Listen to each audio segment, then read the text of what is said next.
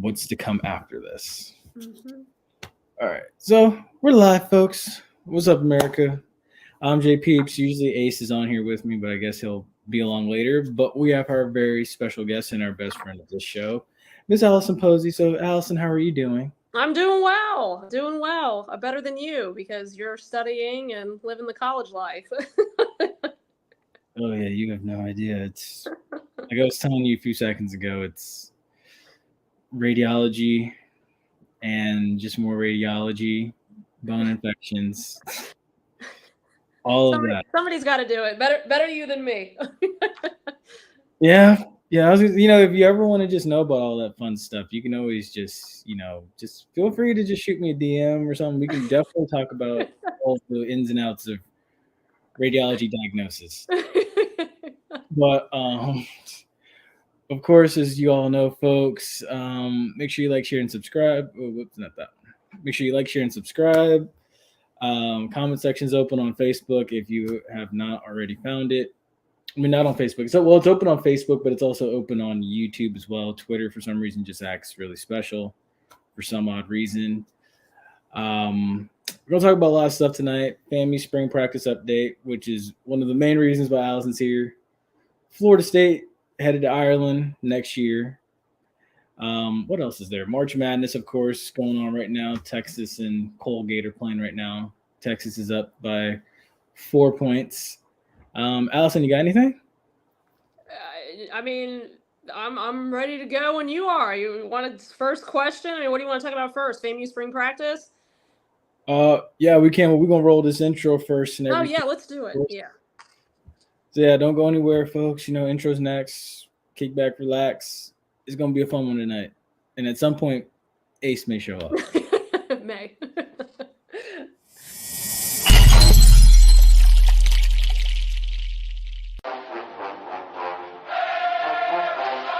Hey, what's going on, guys? This is JP. This is the Bug. This is JC. This is Flash. This is Jimi Hendrix. And you're listening to And you're listening to the Run and Gun Podcast.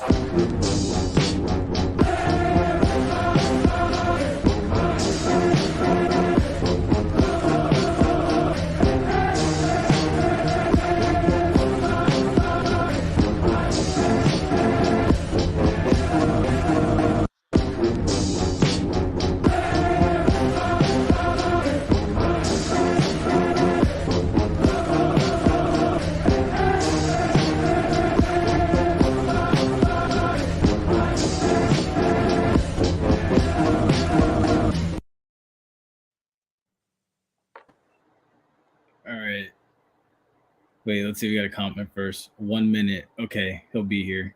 That's him. That's because his profile picture is Star Wars. He has a thing for Star Wars, but he's too busy partying in New Orleans. It's okay. We're good. Or see that's what it is. It's that Louisiana voodoo and everything. And it got to him, so he's just a little late. That's what it is. And actually, before we start, I actually found something that's very hilarious. Joe Biden picks Arizona to win the NCAA basketball championship. Yikes. Welp. It's okay. My bracket's already been busted. I think Obama picked Duke, so he's all right still. I'm not all right because I lost Virginia. Don't judge me. I picked Utah State. Yeah. And oh my gosh, who else did I pick? I'm trying to think who else did I pick. But I know I have another. I mean, don't feel bad. I was looking at a stat. I think it's like there's only like 6% out of all the brackets filled out that are still perfect. So, whoever picked Princeton to beat Arizona and then Furman to beat Virginia, like that's what I want to know. But yeah, it's only like 6% out of all the millions of brackets are still perfect. Mm-hmm. So don't feel bad. I don't feel bad at all anymore. I don't feel bad at all. But yeah, like I said, folks, be sure to leave a comment in the comment section on Facebook and YouTube. But as we go right into it, first things first, now that we are talking about March Madness, so we had 2 HBCUs in the tournament, and both of them had early exits. Mm-hmm. So Howard got beat by 30 today. Oh, look, here he comes. It'll He'll be here eventually. But yeah, Howard got throttled today by 30 against Kansas. And then you had Texas Southern last night. I'm going to keep going while he figures that out. You had Texas Southern get beat by Fairleigh Dickinson. Mm-hmm. I think it was like their first appearance. They're going to get to play Purdue. So there's your prize. Yeah, exactly. You win the round of 16, or no, you win the first four, and now now you're in. Yeah. You have to go to the best teams. I think they finished the season number 1, if I'm not mistaken. Oh no, it was Houston. All right, Mm-hmm. I got it working. I am nice of you to join us. I got a new update on the stupid computer, and then they changed everything up, and so I had to reset all the internet and everything. It's just been a disaster. All right, cool. That black magic from New Orleans that he brought. Yeah. So I say you just had too much fun. That's all. Yeah. For what, 3 hours? That's how long we were there. Hey, that's all you need in New Orleans. That's all you need. Exactly. It's kind of ironic. He went there for 3 hours, and in the time that he was there, Michael Thomas re-signed on a 1-year deal. Well, there you 2 go. minutes into the city. 2 minutes inside the city. What do I took a picture of the Superdome, and by the time I put it on Twitter, a minute later, the notification came. I was like, that's funny. You should just go ahead and live there now. You're just a little no. Mm-mm. I think I'm gonna stick him in Tampa. I'll take. I could live in Tampa. That's just not my type of thing to live in. Visit once in a while, maybe, but New Orleans is a lot. Stank and every Bucks fan out there, if you are watching, you heard it straight from his mouth. No, not like that. That's not what I meant. It's okay. We know what Flash said too. We do. Mm. Yeah, Allison, we have a thing on here with the Bucks and the Saints. Yeah. Got it. But the other thing too is FAMU's spring practice update. So Allison, I've been seeing good things about it. So what's the latest going on with FAMU and their spring practices? I mean, what I hate about it is that we kind of got this tease, oh hey, we're starting spring practice, and then 3 days later we're spring break now. So I mean, the first, you can only learn so much in 3 days. I mean, they had 1 day in pads, but day one, Coach Simmons was happy. I mean, he said the biggest thing for them is kind of getting a leader to step up, because you had Xavier Smith is gone, Isaiah Land is gone, so you have these kind of big guys, veteran guys, leaders on the team that are now gone. So who's going to step up? Jeremy Musa, Isaiah Majors, poised for a big year. You mentioned Jalen Goss, called him out. So kind of waiting for that next leader to step up. I mean, I think the thing that's different about this spring, we have a kind of a definitive QB1 in Jeremy Musa, which is good. I mean, anytime quarterback battles are fun, but when you kind of have that defined quarterback, you can build in the spring. And as anybody knows, and Coach talked about it the other day, what you do in the spring kind of defines how the fall is going to be. So the better spring you have kind of sets the stage for fall camp, and then obviously for the fall. So like I said, I mean, I know they were very competitive week one, for better and for worse. They got a little chippy at one point, but I mean, it's spring practice. This is the time where you get better, you install those fundamentals, and then hopefully we see a little bit of the spring game. But like I said, what you do now sets the stage for how the fall is going to go. Facts. And there was something interesting that I saw today. So Jeremy Musa and Junior Miratovich, I can't tell how many other FAMU quarterbacks went to this, but there's this guy by the name of Steve Calhoun out in California that he's one of the not elite 11, but he's one of the Manning Passing Academy coaches. And so Jeremy Musa took it upon himself to take Junior Miratovich under his wing and go out to California this whole spring break, this whole week.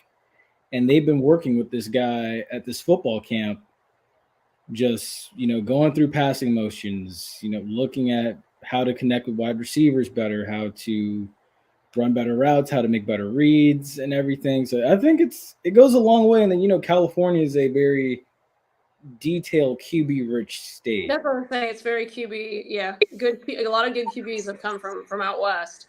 I mean, yeah, but that goes back to that leadership thing too, though. You know, you could spend Yes. spring break not doing anything, but instead he's taking one of his teammates, potential competition, and Yeah. wanting to make him better too. So that just goes to show you the kind of that leadership ability that Coach Simmons is looking for. And I mean, you got a taste of that last year from Moose. I mean, he's a dynamic guy, a great kid, always easy to talk to, you know, commands the field. I mean, he's got those leadership abilities. And now again, that he's kind of that defined QB1, it's neat to see him take advantage of that and put that in motion. And that's a perfect example of doing that, because you don't have to spend your spring break like that. Ask Dak Prescott about spending spring break other ways and what things can happen. You not remember that? Y'all are young. That's the one where he got himself in trouble. I'm not entirely Yes. So I was actually working in Panama City when that happened. They came down to Panama City and he got in a fight outside of La Villa. So yeah. That's when he was at Mississippi State? Yeah. Jeez, how long? This had to have been like summer 2014. Yeah, a long time ago, about 10 years ago. Yeah. That was a fun day in the newsroom, because we had every TV station in the country calling us asking if we had that video, and I was like, I ain't hanging out at La Villa every day during spring break. Y'all are out of your mind. So no, we didn't have the video. Yeah. But that's fine. College kids are allowed to be college kids. I'm not saying that. He didn't deserve to be jumped. But Jeremy Musa he's working, and he's got one of his teammates working with him, which I think is super cool. Yeah, it's actually I love the fact that he's taking the understudy with him to go work out. I wish more older quarterbacks, i.e. the situation that's now developing in New York, was the same way. But who knows? We'll see. I have a joke on that, but I'll save it for when we get up there. And then the other New York, New Jersey, I don't know what you call it. The Meadowlands. Yeah. But yeah, so also, Allison, the other thing too is FAMU faces Bethune in a 3-game series in softball this weekend. From one rivalry to another, Jackson State to Bethune. I know, and it's so beautiful, because it's like, you know, I'm really hoping FAMU can sweep them. I know a few girls that play softball at Bethune.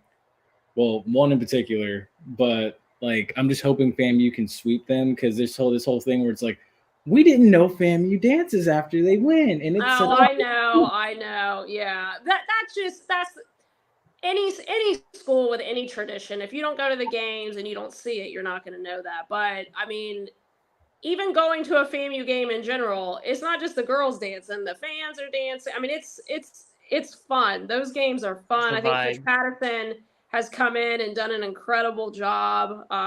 You know, we talked to her, I guess right before the Jackson State series started, and she was just saying how they always play a really tough non-conference schedule, but you do that so when you get to SWAC play, it's not that it's easier, but you're not going to be shocked by anything that happens. You know, when you play a Florida State who's ranked in the top 10 in the country, one of the best teams in the country, you're not going to see anything that they haven't done. So it's good to play those tough schedules. And I think you saw that against Jackson State. They played a heck of a series. You know, Bethune is 2-1 in the SWAC. They played Mississippi State. They played some other bigger D1 schools. So they've played big competition as well. So I'm excited to see this series this weekend. I mean, it's a rivalry game. Anything can happen. The goal is to take 2 of 3. A sweep's even better. But if you can clinch that series, that's what you want to do anyways. Exactly. And the thing I saw was that Bethune, they did go to Jacksonville for a tournament, because Jacksonville's only, I believe, like an hour. Yeah, it's not far. Straight up 95. And then, like, I look at the 2 records. Like, the thing people don't realize is FAMU softball is 9-10 last I checked after that series with Jackson State. And then Bethune comes in 4-13. Yeah. So it's like FAMU is playing some tough competition. Yeah, they are. They are. They most definitely are. I mean, like I said, though, Bethune has too, not taking anything away from them. I was looking at their non-conference schedule too. They played a tough non-conference slate as well. And they've gone on the road a lot, just like FAMU's gone on the road a lot. But like I said, you do that. That's any good coach will tell you.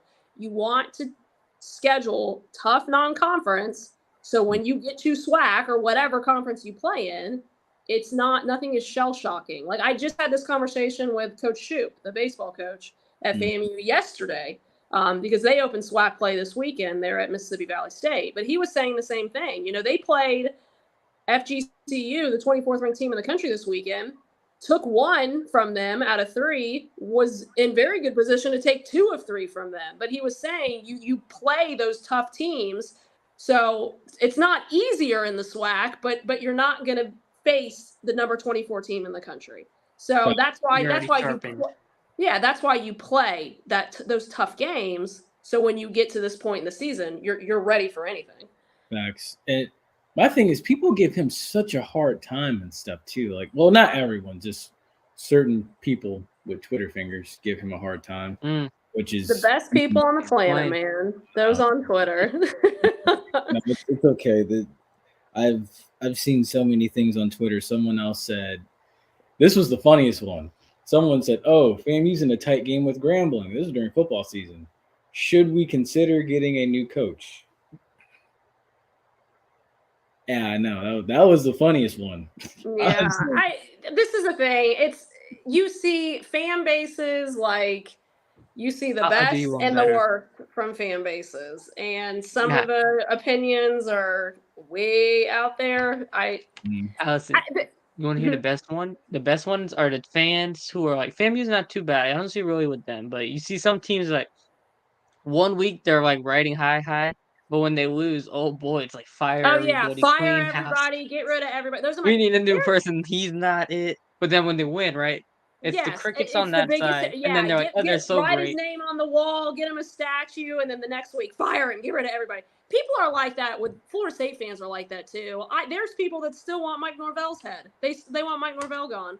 You know what's crazy? Like, they're probably going to open as a top 10 team in the country this year, and y'all still aren't happy. Like I don't get it. Yeah. You know what's crazy about that is, I think back to even like what I used to hear, because I had my sister had a friend that was a Garnet and Gold girl. She used to hear all the rumblings from the boosters and stuff. Like Jumbo was winning, and he, I think, had just won the Capital One Bowl, which was, well, it used to be the Russell Athletic Bowl, which is now the Cheez-It Bowl. He had just won that game, and he had all these guys coming back to getting ready to win the Orange Bowl the year after, and everybody was like, "Yeah, they won. Jimbo gone." I was like, Jimbo brought in 2 top-tier recruiting classes. Yeah, it's fans. There's people. I just had a conversation because I'm a Florida grad. Obviously, we've talked about this several times. I was on a radio show.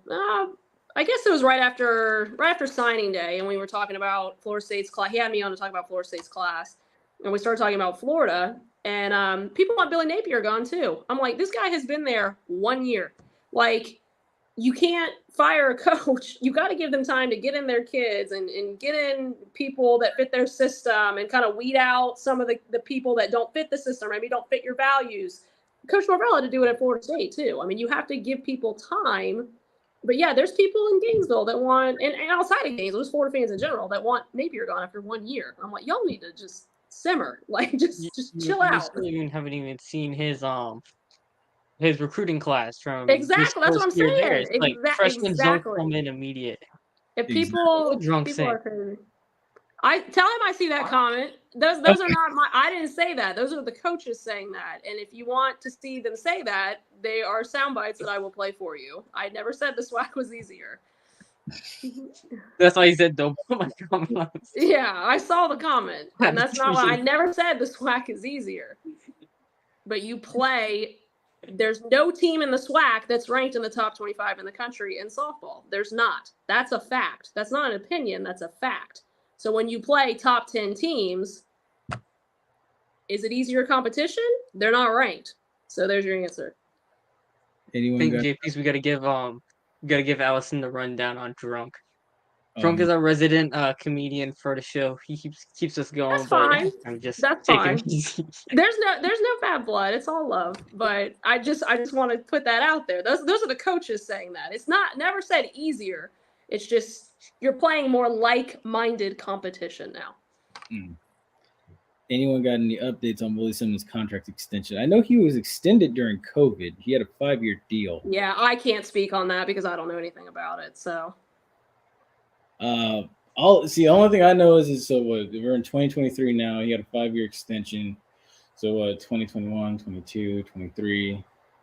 So we're going into year 3 of a 5-year deal, which means possibly at the start of 2024, you would want to get started on a new deal. Yeah. Have one to roll over after 20. Yeah. Or maybe at the end of this season too. I mean, at the end of the 2023 season, that's when you start talking about stuff like that. You never want to let it get to the end of the extension to extend again. You want to rope them in with a year and a half left. Yeah, because this does not work like how the NFL works, where guys get to the end of. I tell him I saw that comment too. Well, so Allison. Oh, dude.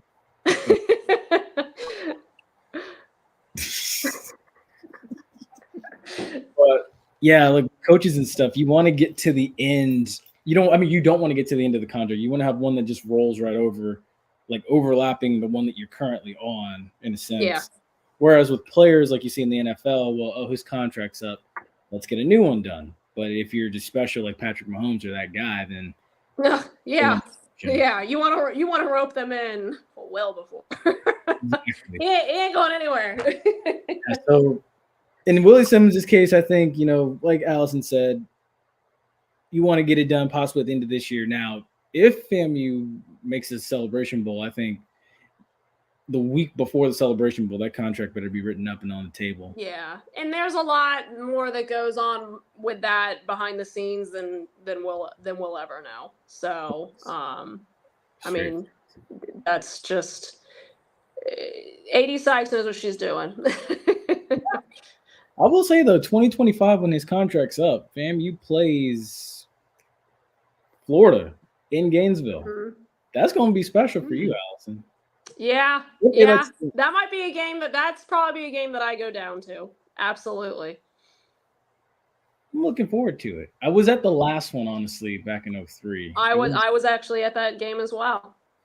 I like that game and the Auburn game where Cadillac and Jason Campbell were playing. Those are the 2 games where I left the swamp with a headache. The only 2 times I've been to the swamp too. I had obviously been to the swamp several times growing up just because I grew up in Gainesville, but my very first game on the field was in fall of 2007. Mm-hmm. It's fall of 2008 because LSU had just won the national title after the 2007 season. Mm-hmm. So, because Florida won in 2006, LSU 07, and then Florida won it again in 2008. So it was that fall of 2008. LSU was at the swamp. It was a night game. Obviously, Florida had high hopes. You have the defending national champion. It was somebody standing next to me, you couldn't hear the person next to you. Because that stadium, it's not like Doak or like Bragg where it's kind of level with the ground outside. The swamp is a bowl. So you're actually walking down onto the field. So the sound comes down on top of you even more. Because I've always heard, isn't that stadium built on like a sinkhole? Sinkhole, yes. I've heard. That's why it has that bowl effect. But you have to walk downstairs to get down to it. So that sound just falls down on you harder than anywhere I've ever been. But yeah, it's loud. It is loud. Well, if Southern can play LSU, then FAMU can play FSU. You never know. It might be no bad blood. I hope so, man. I hope so. That would be crazy. Honestly, I kind of hope it happens and everything. I think it's because everybody's so hung up on a basketball game. That's what every time you hear why not, that's why. I know when Gaucher was here, when he was the AD, his mission was to get that game played. I don't know for all sports, but he wanted, because like softball plays every year, volleyball, they host a tournament together. Volleyball does. Now, women's basketball was supposed to play in 21 to kick off the season. FAMU caught COVID. So that game never happened. But everybody was really excited about it because that kind of would have been the first time that they played, I want to say, since Coach Brooke was a player herself at FSU. Mm-hmm. So that would have been a huge deal. But yeah, I hope that one day we can get to that point. I think that since there's been a change in leadership for Florida State baseball, I think that might be a little more likely to happen now. Yeah. But football, I don't know. I mean, I hope so. It needs to happen. It's long overdue, and it needs to happen. The craziest. What would you think about it? Like, instead of having it in either Bragg or in FSU, what about if they just do it in a neutral site? But where would you hold it? That's the problem.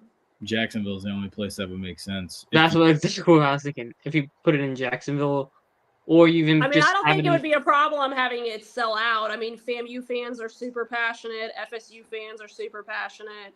Yeah. I mean, I don't think it would be a problem selling out.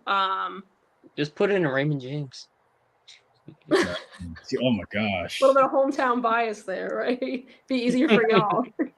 Yeah, really, honestly, it would make it a lot easier for me to get there to it. But I mean, even if they do play in Doak or Jacksonville, I'd still go. Yeah. One day, we can hope. One day. The crazy thing about that is when Earl Holmes was the coach at FAMU and he had Bobby Bowden come speak to the team the week of the Classic. That was Bobby Bowden's first time on FAMU's campus since Jake Gaither had been around. I feel like everybody in state should play everybody in state, D1 and D2. Yeah, that's why we're getting FAMU and University of West Florida. And I'm going to tell you something. West Florida is no joke because I see them play every year because they're in the same conference as Valdosta State. West Florida is they're a very, very good Division II football team. They've scrimmaged. Oh boy. Well, we can't. Says that, and then the people who watch the show, they're gonna come on Twitter and they're gonna say, "Oh, it's gonna be the end of times if FAMU loses." Oh my gosh! Oh God! Yeah, Allison. Let me tell you about that. We're still in the college. The only reason I say that is because we had a whole thing, I want to say a month ago, when they first announced the schedule that FAMU was playing in West Florida. Oh boy, that was. Oh, the sky. They had like doomsday, full blown. The sky was falling. It was like, what if we lose? Oh my God! I'm like, you know what? How about you win the first game first in Miami? Win the first game, but this, I mean, it's. You talked about bolstering the schedule, but still wanting to support like Division II teams. And I got the game with Albany State. Yeah. I understood that. But if you're going to schedule a Division II team and support Division II athletics, why not do it with a really good Division II team? Albany State is not bad. West Florida is a national contender every year.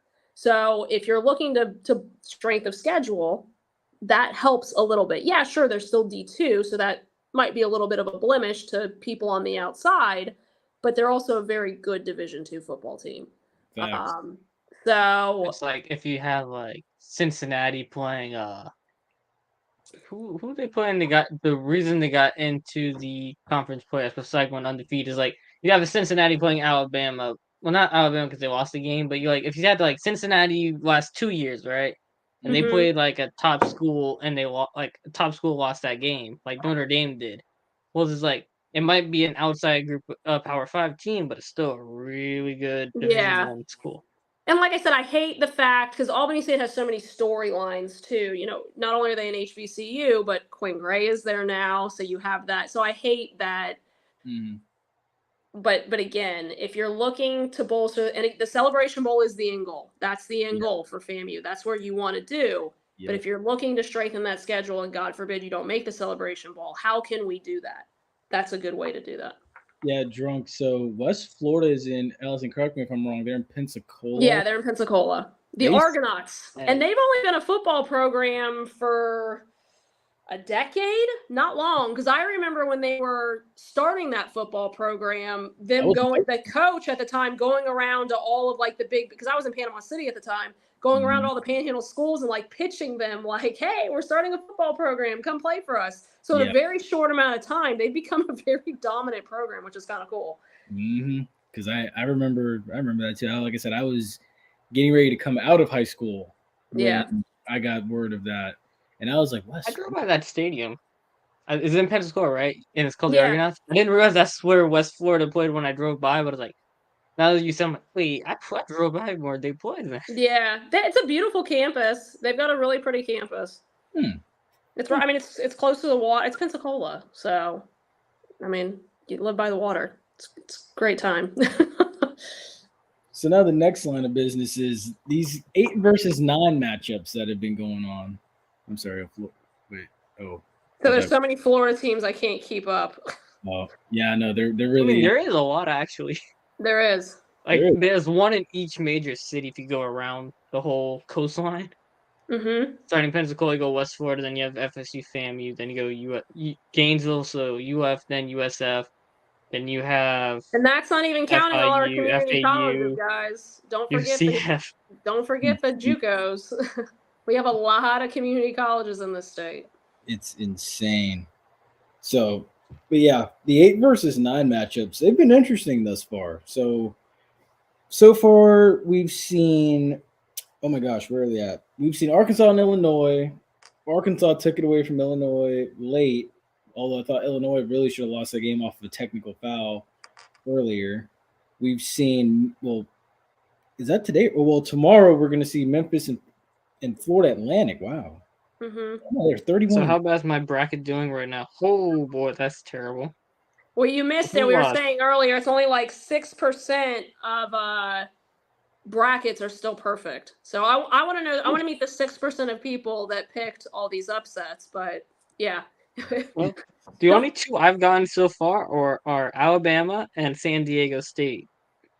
So San Diego State did win today. Yeah. All right, cool. Yeah, if Duke loses, okay, Duke's not gonna lose. Duke's up like 20 right now, so I'm gonna be okay there. Hey, never say never. Yeah, never say never, because Virginia was up too. That's true. Yeah, listen, I still don't know. That poor kid that as long as the only Houston thing I doesn't can lose. think of, because there was like 7 seconds left on the clock when he was trapped. The only thing I can think of is that he thought maybe there was like 2 seconds left. So he was like, if I heave the ball up in the air, it'll kill a couple seconds. By the time that Furman gets the ball, they won't have time to do anything. I don't think he realizes there were 7 seconds. 7 seconds is an eternity in basketball. And that kid that took that 3, he had all day. I mean, he set up, planted his feet, shot it. I mean, it wasn't even rushed. As long as Houston doesn't get bounced, we're good. I got Houston winning, so as long as Houston doesn't get bounced, we're good. Well, there you go. I was telling Allison, actually no, I was telling someone else this earlier. I actually have Xavier, the 3 seed, coming out of that Midwest. No, you don't want to know where I had that's the Midwest, right? Yeah. I had Xavier losing to who was it playing again? Keneshaw. I can't say the name. Kennesaw State. Oh Lord, Kennesaw. I know, yeah, Alice. I know he's chewing up the name. Hey, I took Kennesaw State because they had a couple. Because I didn't know how to pronounce it. I thought it was a cool name. Yeah, that too. Listen, a couple of years ago. We had I was in a bracket group at work, and the girl that won it because she picked the teams that she liked the colors. And she won the bracket. It's always those types of people. Yeah. I get too analytical with it. I'm like, hey, well, these are like opponent, and this conference is tougher. It don't mean nothing this time of year. It doesn't mean anything. Did you make a bracket this time? I did not make a bracket this year. Wait, I didn't make one this year. But you made one last year. I did make one last year, and it was busted. I think I was pretty good up until it was about the Sweet 16 when everything started falling apart. But I was up pretty good. You can get on ESPN and see, I was in the top 100,000 of brackets and stuff, which is good when there's 5 million brackets. Yeah, I was actually doing pretty well. And in the Sweet 16, I just completely imploded. But I didn't fill out a bracket this year. I've been so busy. I'm going to Europe at the end of next month, so all of my spare time has been planning this trip. Nice. Yeah. Nice. My dream is to, well, not my dream, but my hope is to get there one day for a trip of my own. But I have my sister, Europe or her Orlando? husband's in the Navy, so that helps. Final Four is. They're stationed over there, so it helps when you have family that's living overseas. It's my cheat code. It's a long way. But yeah, it's I will say, last year I picked Kansas to be in the championship against Kentucky. Kentucky lost, but I still had it. I picked Princeton to beat Arizona because I'm a Is he for real? but I didn't pick Virginia. You never know. You never know with him. With Drunk, you never know. See, but this is the thing. Virginia, like, it's always like, this is the year Virginia's going to do it. But they choke every single year. So it's like. I think Virginia won a couple years back. Yeah, they did. But after that, they haven't done anything. They haven't won since. That's so. Right. Yeah, they won with the DeAndre Hunter year, right? Yes. That was like 2019, but right? Like, it's almost like, do you pick Virginia to do what they're supposed to do? Or do you rely on history and pick them to choke because they choke every single year? What's crazy about that? They're not Falcons level of choking though, because at least they have a ring to show for it. They do. I mean, today's pretty bad. Today's lose, and especially to lose the way that they did. That, like, just bounce the ball off the guy's leg, like get it to go out of bounds or something. A 4 seed going down to a 13 seed that hadn't made the NCAA tournament since 1980. Yeah. That's a rough one. Yeah, that's pretty bad. Is what's funny is now that you speak of always choking, my thing is Gonzaga.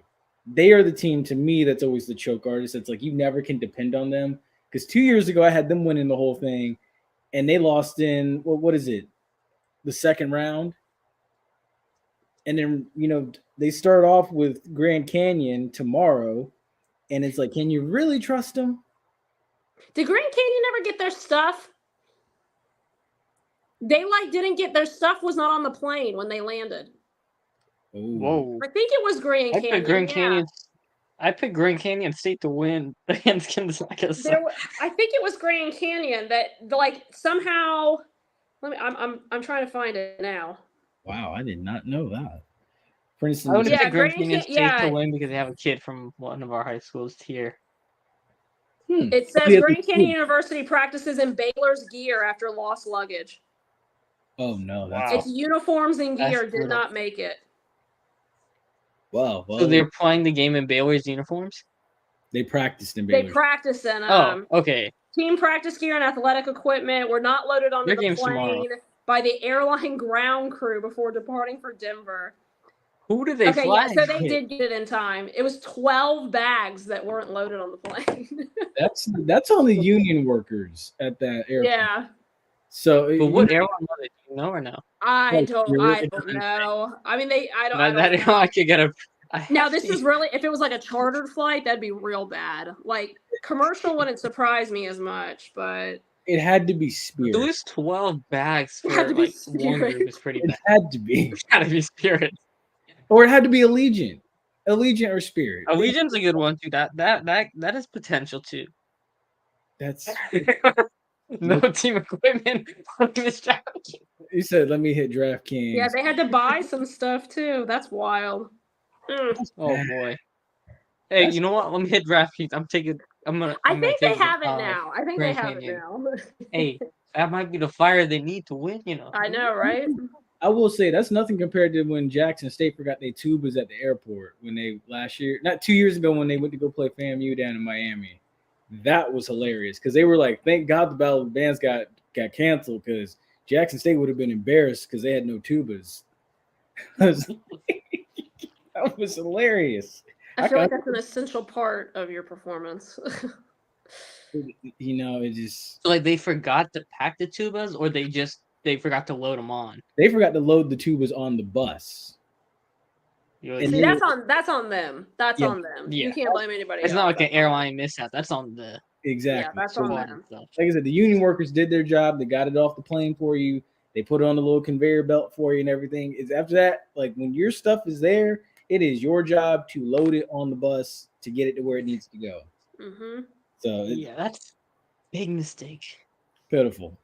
But also to Allison, I know we talked about it earlier before we started, but tell us about this Florida State Georgia Tech thing going on. Yeah. It's why I'm wearing green, right? Luck of the Irish. No.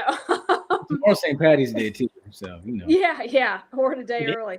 I mean they're gonna kick off next year in Dublin, Ireland, which is a huge thing. It's just the 5th game ever at that stadium, the new stadium, the Aviva Stadium over there. I mean it's a big deal. It's a big honor to be picked for something like this. I mean you're gonna pick a team it's a global name, a global brand. I mean you're kind of opening it up to maybe attracting new fans. Maybe there's fans that are stationed over there for military reasons or whatever, and now they can get like the same thing with when NFL teams go over. You get to see teams build a new fan base.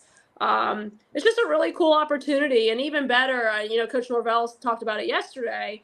A lot of these guys have never been out of the country. So now you give them a chance to go out of the country when they may have never had that opportunity, before or maybe ever. And you get to expose them to a new culture, a new kind of way of thinking, way of living. I mean, they get to see some really cool historical things. Because they won't just go over there and practice and play. I mean, they'll go and do tours and learn some things and check out some stuff. So it's just a really neat opportunity. And I think it's cool that Florida State agreed to do it. And I mean, I'm pumped. Hopefully I get to take a trip to Ireland. So selfishly, I'm a little bit excited. But yeah, I mean, it's just a neat opportunity. It's super cool. That would be 2 trips. Just make sure they 3. I went to Europe last year too. Wow. Yeah. You got 3 up on Living the dream. No, just make sure they don't have the issues that I think the Giants, Seahawks, and Bucks all had with one of their players each with the passports. Oh yeah, that's right. Because Leonard Fournette. Because I think Fournette, Kenneth Walker, and the Giants punter all had they couldn't get their passports, or they had some kind of mix up with the passports. Well, I hope. And I know the Giants punter got hanged up in London when they played. Well, so that won't happen, because if they do it like they did last year. So I was reading a couple articles because everyone was like, well, how much is this going to cost?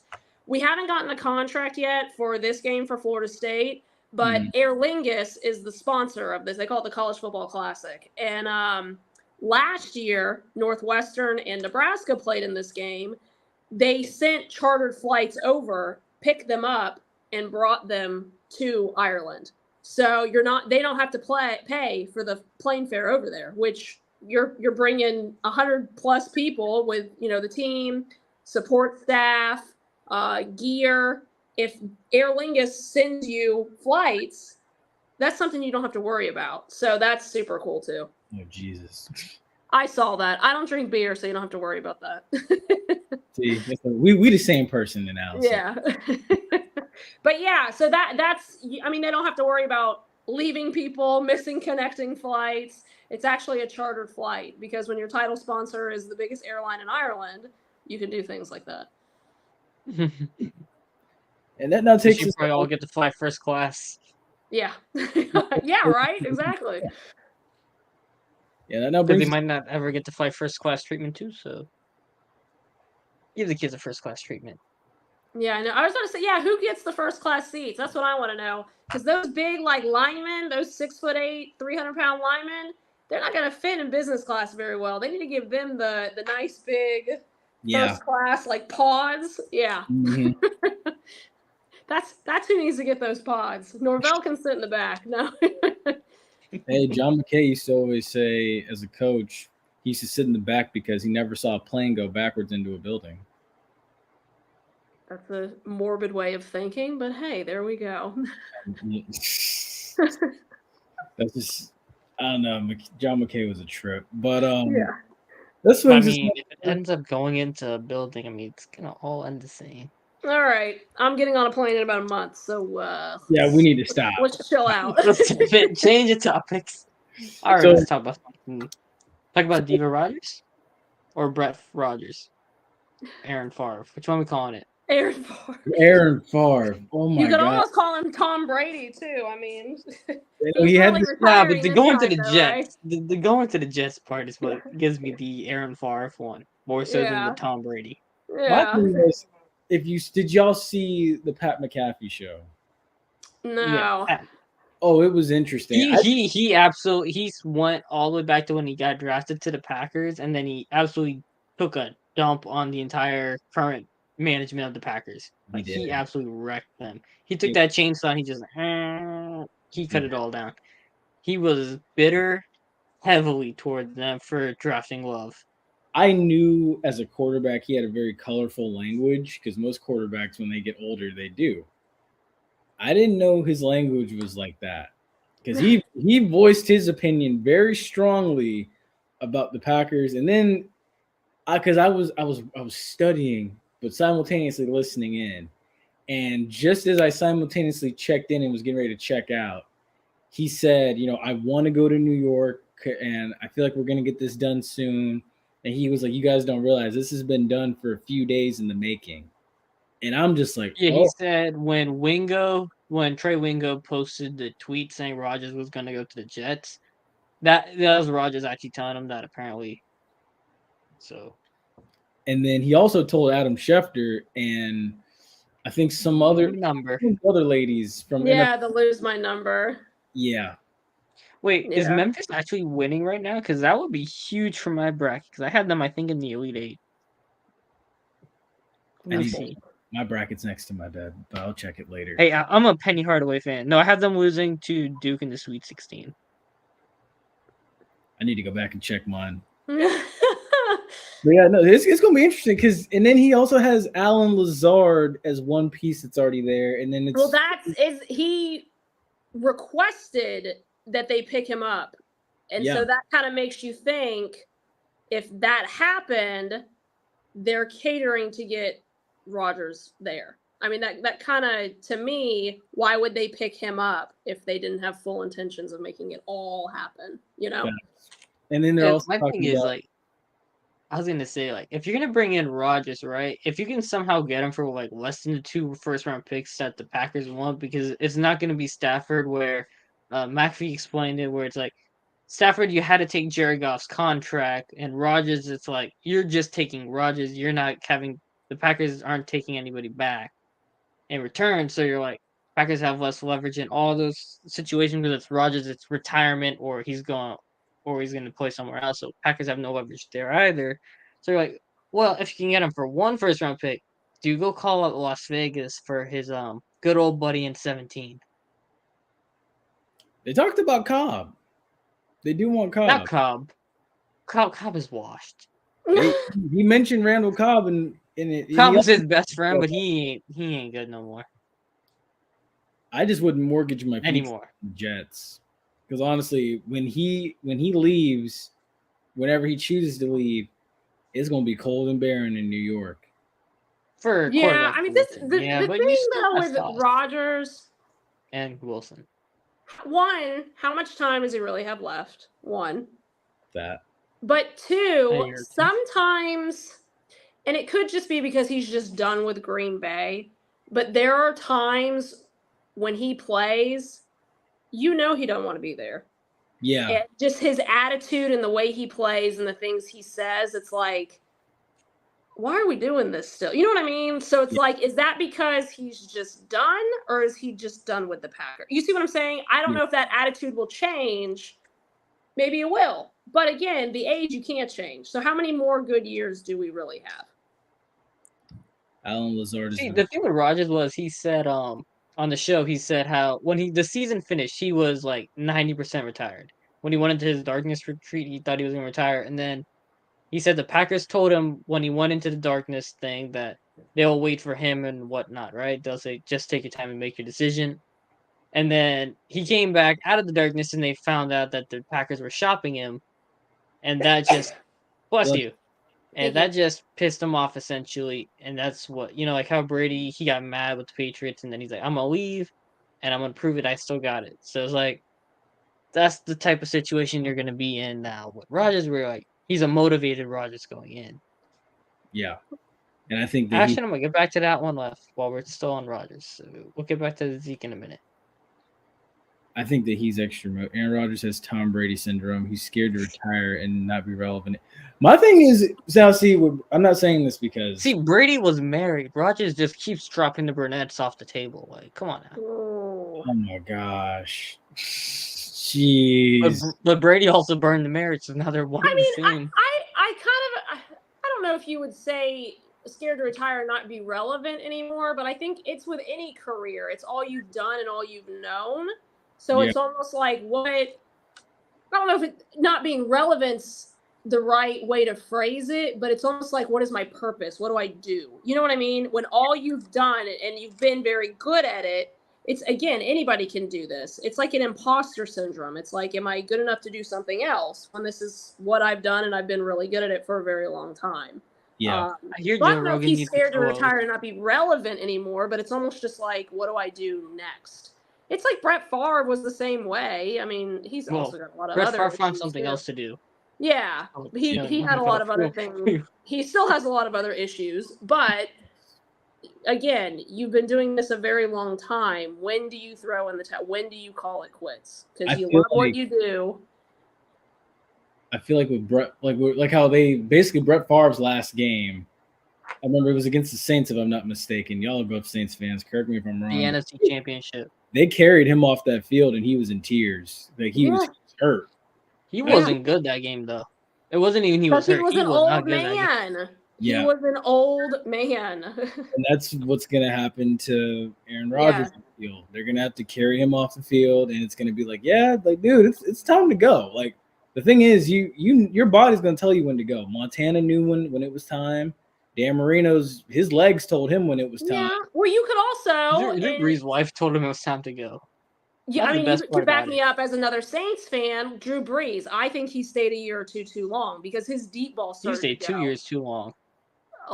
Once he broke the thumb, that's when it started going down.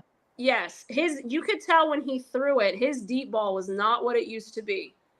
He stayed a little bit too long.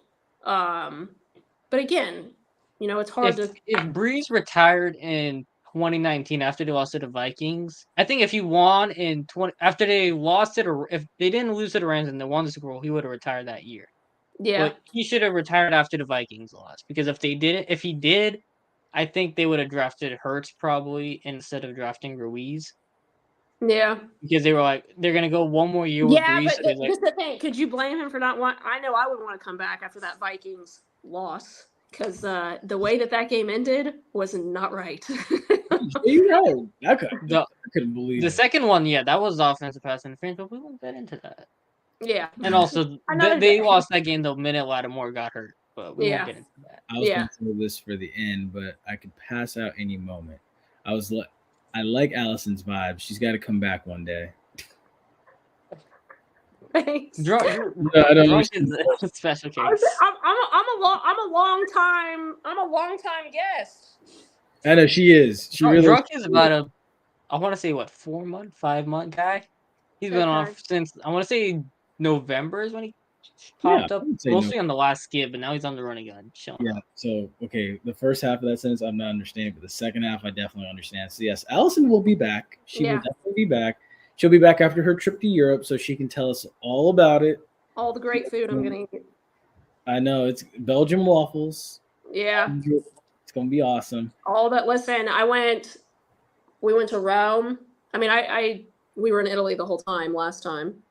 We went to Amsterdam last year too, but I had pasta and gelato for the 4 days we were in Rome every single day. Nice.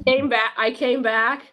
I weighed myself. I gained 7 pounds when I was in Europe last year, and there was no shame in it because I ate good food every single day. It was fantastic. So I definitely shouldn't go to Europe then, because I might put on 15. It was great. I might put on 20, but like Alison said, at 9 o'clock she did have to go. So one last thing. Well, a couple of last things. The Dolphins added Jalen Ramsey, and then the Raiders add Jimmy G. Non-movers. I like the Jalen Ramsey one. I like Ramsey's not good as a corner anymore. Ramsey, this has nothing to do with his play on the field, but he was cracking me up. I was listening to his press conference, and he was talking about he was happy to come back to Florida because family's going to come and he's in familiar territory, whatever. But he also said the taxes, because we don't have state tax. I was like, thank God for Disney. Like a true person makes a lot of money. I love it. I always tell people this. Thank God for Disney World, Universal, and SeaWorld. Yeah. And Busch Gardens. Because they make life so much easier. Yeah. Now, we had two things from Ashton before. Well, wait, no, not that one. That's drunk. Also on the Cowboys releasing Zeke. My thing, it was he got paid and he gained weight and he got lazy. He's gonna move to fullback. He moved to center. Week is going to get a center, a quality center, and a quality running back. Mm. And then this one also. Allison could probably give them JSU people all the smoke. I don't want any part of it. Trust me. I think they have an obsession. So funny story. When I was in Orlando covering the Cheez-It Bowl when Florida State played Oklahoma, Mm-hmm. I just finished. I was on TV for the 6:00 show, and this group of people walked up to me and they asked what I was doing, who I was covering, and they were from, I forget where they were from, somewhere up north, and they were going to Disney World. And then the girl was like, "Oh, you're a sports reporter?" I said, "Yeah." She goes, "What do you know about the Jackson State University?" And I looked at her and I said, "I know everything because I cover Florida A&M." And she goes, "Oh, you don't want to even go there." And I'm like, I'm not getting started with you in the middle. I think we were in that's the City Walk or whatever the thing is down in Orlando. I was like, we're not doing this here. Like, I'm just a reporter. Like, leave me alone. I told you they have a weird obsession with FAMU, and yeah, I know. I see it. Listen, you can have. This is the thing, and it's what I tell. Just being an athlete. If you're an athlete, you know the best way to keep people quiet is to win on the field. Exactly. So just Bingo. do what you need to do, take care of business, and that's all the talking you need to do. And Jackson State can brag right now for football because it is what it is. But for about 5 months, that's 6 months, and that's it. You beat them, and then you can continue to talk. So we're good. Facts, straight facts. Well, Allison, we thank you so much for joining us this evening. Thanks for having me. Good time as always. Of course. Oh, this is the first show we finished in under an hour. This is impressive. We actually made good time. We did. Thank you for showing up. We didn't do hot topics. Shout out Drunken Ashton for the comments, keeping it lively. Yes. Also, shout out those of you that don't show up in the viewer eye thing at the top of the screen, because we know you guys are watching on Twitter as well. So shout out to you guys. We know you watch on Twitter, and we know you watch on YouTube and Facebook. It might not show, but we know. So shout out y'all. Exactly. We appreciate all of you. But yeah, Allison, you are always welcomed here to join us and talk with us, as always, because we appreciate having Allison, and we love Allison. Allison's awesome. Thanks, guys. I'll be back soon. Of course, you're going to have to tell us about Sometimes we probably preview FSU and FAMU seasons and recap Europe. Yeah. We'll talk. We can talk after the spring game, too. April 15th for both of them. So we can chat after the spring game, too, because I go the end of April, so I'll have a little bit of time. Honestly, yes, we can definitely do that. Yeah. Hopefully, Florida State's spring game is like televised in some sort of way, because I know FAMU's will be on Facebook Live. Yeah, they may put it on like ACC Network or something, something like that. I'm sure. Last year was on ACC Network, so I'm sure it will be. Yeah. Don't worry, Allison. You're gonna have a lot of Saints fans keeping up on Jordan Travis. There's a lot of them going to be watching Travis and Phoenix in Washington. Yeah. Because they're like, Carr is probably a 1 year, 2 year thing, but if you bring in Travis, give him a year, he's going to have probably a good year this year again. Draft him, let him sit with a vet. As long as he stays healthy. That part.